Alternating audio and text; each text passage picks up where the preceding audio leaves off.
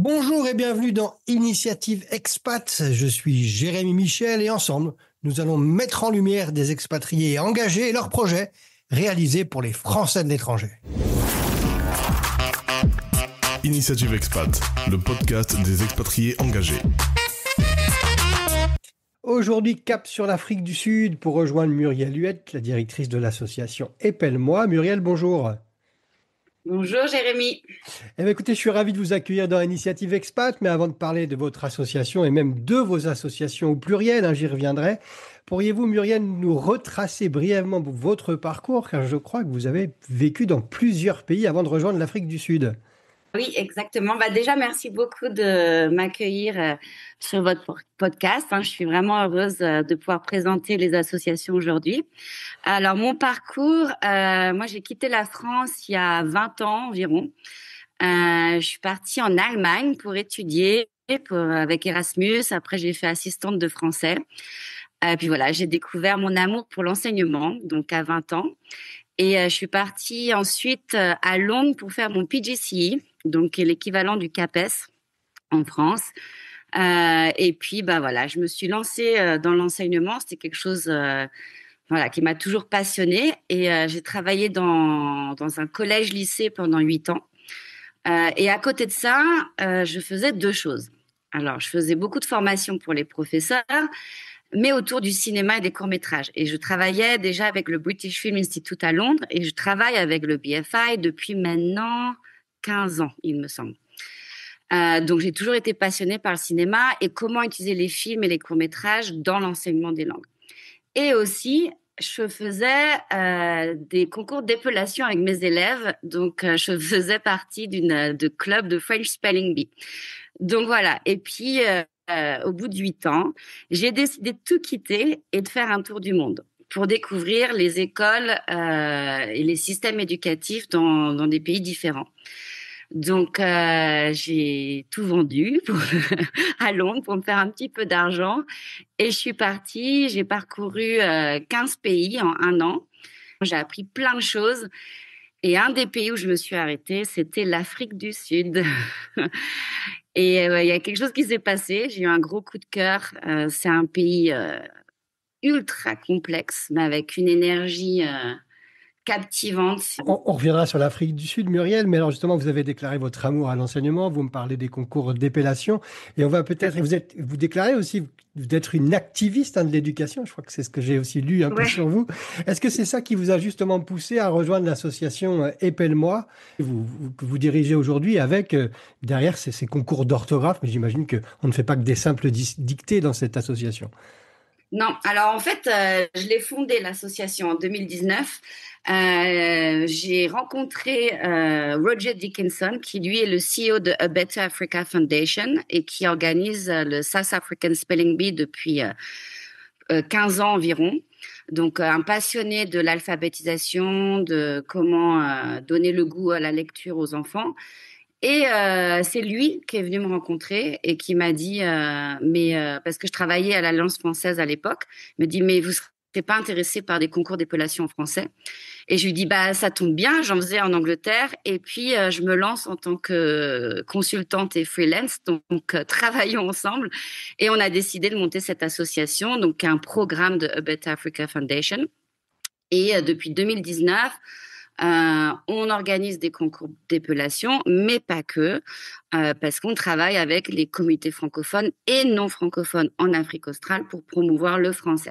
Et l'idée, c'est vraiment que les communautés se rencontrent, donc qu'elles soient francophones ou pas, autour de la langue française, avec plusieurs objectifs. Donc, c'est donner le goût à la lecture aux enfants, c'est donner accès à des compétences pour parler en public, pour débattre, pour travailler la prononciation, le vocabulaire, mais aussi de combattre la xénophobie. Il y a beaucoup de xénophobie en Afrique du Sud. Et dont nous, on travaille avec des communautés francophones défavorisées, de quartiers difficiles. Et le français, c'est une des langues les plus présentes en Afrique. Donc, on leur redonne accès à la langue française. On fait des sorties scolaires, on fait des ateliers sur l'écriture créative etc. Et on les fait rencontrer des enfants d'autres communautés. Donc, on travaille beaucoup avec les écoles françaises. Justement, Et prenons un exemple peut-être, Muriel, sur un des activités que vous proposez dans votre association et qui justement a bénéficié du STAFF, que je le rappelle, est le dispositif français pour aider les associations de nos compatriotes à l'étranger. Une des actions qui s'inscrit dans ce programme, c'est Sport et Langue, l'initiative Épelle-moi pour les écoles françaises. Justement, peut-être à travers cet exemple, nous donner concrètement le programme qui parcourt ces journées. Alors là, on est en plein dedans. On est en train d'organiser tout ça. Et en fait, donc cette année, l'appel pour le staff, c'était sur le sport et la langue. Alors, moi, j'ai trouvé ça déjà un super défi parce qu'en fait, nous, on travaille pas que sur la langue, on fait rencontrer les enfants. Et il n'y a rien de mieux que le sport pour créer une cohésion entre les enfants. Donc, ce qu'on est en train d'essayer d'organiser là, c'est des rencontres entre les enfants francophones, des écoles françaises et des quartiers moins privilégiés. En fait, on est en train d'organiser des rencontres sportives, mais autour de la langue française. Donc, par exemple, des petits marathons et comment épeler le mot le plus long, etc. Donc là, on est en pleine phase de planification de ce projet. Le projet final aura lieu le 14 mars. Donc, c'est une journée de la francophonie qu'on organise avec Épelle-moi. Donc, c'est un grand événement avec plus de 200 enfants. On viendra vous revoir le 14 mars. Mais votre engagement ne s'arrête pas là. Vous l'avez évoqué tout à l'heure. Vous avez aussi, outre l'amour de l'enseignement, celui du cinéma. Et je crois que vous organisez aussi un certain nombre d'activités en Afrique du Sud, notamment via une autre association qui est Cinétech. Là aussi, Cinémathèque, pardon. Là aussi, vous avez déposé un dossier auprès du staff pour Ciné Afrique, Regard croisé.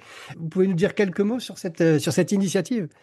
Oui, bien sûr. Alors, on a créé Cinémathèque il y a 3 ans avec mon mari, qui est réalisateur de films sud-africains. Il est sud-africain. Et une amie, Émilie Demont. Donc, mon mari, pardon, il s'appelle Mpumelelo Mtata. Et mon amie s'appelle Émilie Demont. Et on est 3 passionnés du cinéma.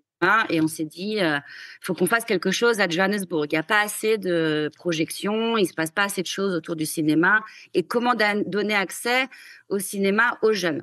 Donc, on a plusieurs activités en cours. On organise donc des projections. Ce qu'on voudrait, c'est faire découvrir le cinéma africain francophone à la communauté française, mais aussi à la communauté francophone vraiment en général et à la communauté sud-africaine.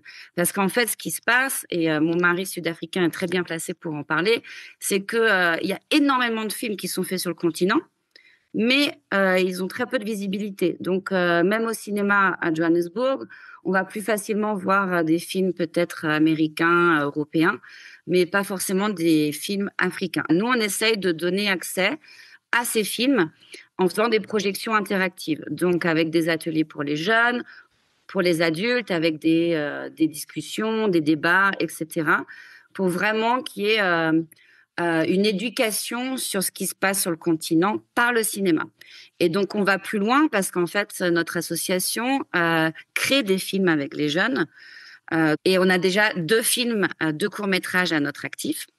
On a fait un documentaire qui s'appelle Kassila Makassi et un film d'horreur qu'on monte ce soir en grande première à Johannesburg qui s'appelle Tando. Et vraiment, c'est fait par 15 jeunes de Thokoza, 15 jeunes de 15 ans, sud-africains. C'est eux qui ont fait le film. Nous, on les a guidés, on leur a montré comment faire un film, mais c'est vraiment leur film. Et les acteurs sont les jeunes de Hillbrow, de Windybrow Arts Center. Et ils l'ont montré au festival Cinéma 100 ans de jeunesse à Paris en juin. Donc, on est relié à ce festival qui a maintenant 30 ans. Et tous les ans, il y a un thème différent. Il y a des ateliers du monde entier qui participent à ce festival, mais on est le premier pays sud-africain. Écoutez, Muriel, on est le premier pays africain. Africain, oui. Il faut de l'énergie pour monter tous ces projets et vous en avez. On indiquera sur notre site l'ensemble des informations si les gens veulent se renseigner justement sur ces films, sur ce festival. Je le disais donc, il faut de l'énergie pour monter ces projets. Il faut aussi du financement. Donc, vous êtes passé par le staff.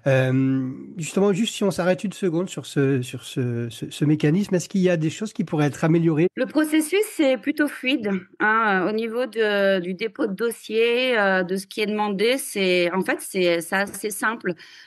Surtout que voilà, on dépose énormément de Ouais. demandes de fonds et en fait, Staff fait plutôt partie des dossiers assez simples à comprendre. Et puis en fait, on peut aussi être en lien avec le consulat qui nous aide. Donc quand on a des questions, on contacte le consulat et ils nous répondent directement, en tout cas en Afrique du Sud. Donc moi, j'ai une très bonne expérience avec le fonds Staff. Et c'est vrai que c'est vraiment un fonds qui aide des gens comme moi, hein, expatriés français qui travaillent à l'étranger, parce que des fois, on ne sait pas trop où trouver les fonds nécessaires. Et par exemple, avec Épelle-moi, c'est vrai que c'est vraiment autour de la langue française. Ça touche la communauté française et la communauté francophone en majorité. Et ça marche pas toujours quand on va voir des entreprises sud-africaines. Bon, bah, ça fait un peu lointain pour eux parce que voilà, c'est autour de la langue française. Donc vraiment, beaucoup de ce qu'on fait avec Épelle-moi, ça s'aligne très bien avec le fonds Staff. Donc, c'est un fonds vraiment qui nous aide beaucoup. Et au-delà de l'apport financier, est-ce que vous considérez aussi que cette subvention staff est l'équivalent d'un label qualité? C'est comme une forme de reconnaissance je dirais, de la France pour votre action associative? Oui, bien sûr. Et puis, je pense que ça nous valorise en tant que Français à l'étranger. Et puis, ça aussi, ça nous aide à nous mettre en contact. C'est que moi, en fait, je suis un peu une locale en Afrique du Sud parce que voilà, j'ai un mari sud-africain, donc j'habite assez loin de la communauté française. Et ce fonds Staff m'a aidé en fait à me rapprocher avec la communauté française et du coup, bah, à trouver des solutions un peu pour les associations, parce que c'est vrai que on peut vite se sentir seul dans ce genre de travail. Ça peut vite être très exigeant. Et voilà, ça nous aide, ce genre d'initiative et de fonds, ça nous aide à pas baisser les bras, à continuer à y croire et à faire le travail qu'on fait, qui est très important. Bon, bah, pour conclure, Muriel, on sent que vous avez votre énergie, vous continuez à y croire, mais s'il y a une chose à savoir absolument avant de venir en Afrique du Sud, on n'en est peut-être pas obligé de faire un tour du monde avant, mais quel conseil vous donneriez à des Françaises ou des Français qui souhaiteraient s'y installer? Alors, moi, le conseil que je donnerais, c'est d'aller avec des yeux et un cœur très ouverts. C'est un pays qui est très, très, très complexe, mais qui vaut le coup d'être découvert et à fond. Il faut un petit peu, comment dire, baisser la garde en Afrique du Sud. On va désapprendre des choses, on va en apprendre encore plus. Des fois, c'est pas simple. C'est pas toujours un pays où c'est simple, mais c'est un pays tellement, tellement beau. Enfin, c'est les gens en Afrique du Sud vous donnent tellement. Et puis c'est un pays où vraiment, en fait, pour moi, c'est une énergie unique. Et je recommanderais à tout le monde qui veut venir en Afrique du Sud de venir découvrir ce très beau pays. Et voilà, d'aller à la rencontre des gens. Pour moi, on peut pas connaître l'Afrique du Sud sans aller à la rencontre des Sud-Africains. Eh ben, merci beaucoup, Muriel. Je crois que vous nous avez donné envie de vous rejoindre. Bah, on vous attend. Et en tout cas, bravo pour vos initiatives d'expat et on se retrouve très prochainement, toujours sur lesfrançais.press. Merci beaucoup, Jérémy. C'était lesfrançais.press.